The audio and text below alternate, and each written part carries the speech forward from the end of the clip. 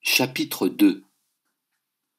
À Istanbul, cité unique, au passé riche d'une histoire qui se conjugue avec celle de l'humanité tout entière, carrefour incontestable et incontesté de cultures millénaires, porte historique entre l'Orient et l'Occident.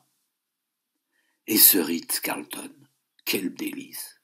L'alliance parfaitement suave du charme oriental au relent de parfums épicés et du confort incomparable de l'hôtellerie moderne de luxe.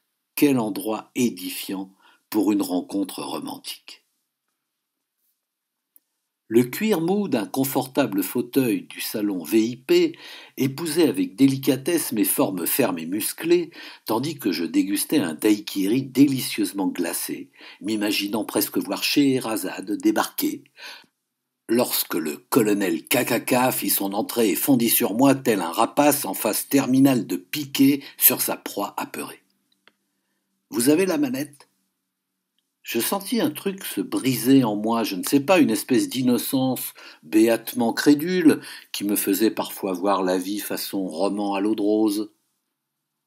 Ma vague de romantisme se brisa comme sur une falaise monstrueuse et la réalité crue et blafarde me percuta avec la force d'un Mawashigeri de Chuck Norris, vous savez, cet ancien champion de karaté qui se prenait pour un acteur tous les dimanches après-midi sur la une quand on était gamin.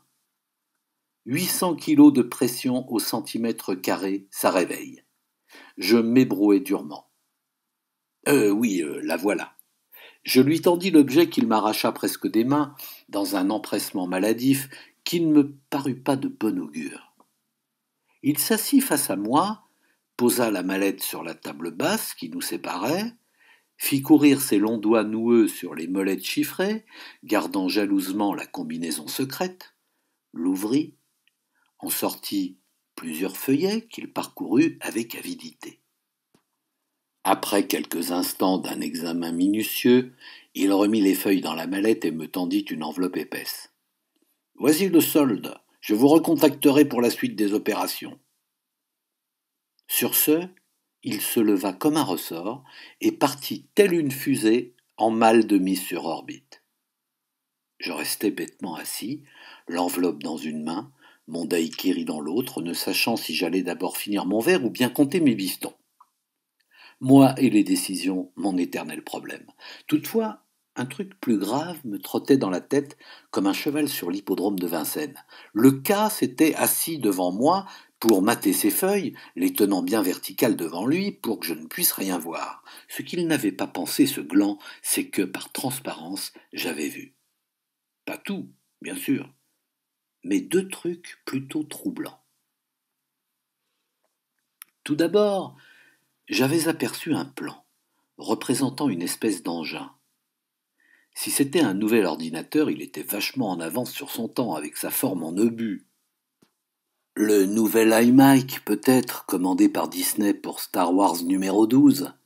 Et deuxièmement, j'avais réussi à lire à l'envers 532U, ce qui à l'endroit faisait U235. Pas beaucoup de changements, me direz-vous. Et pourtant, U235, ça ne vous dit rien ?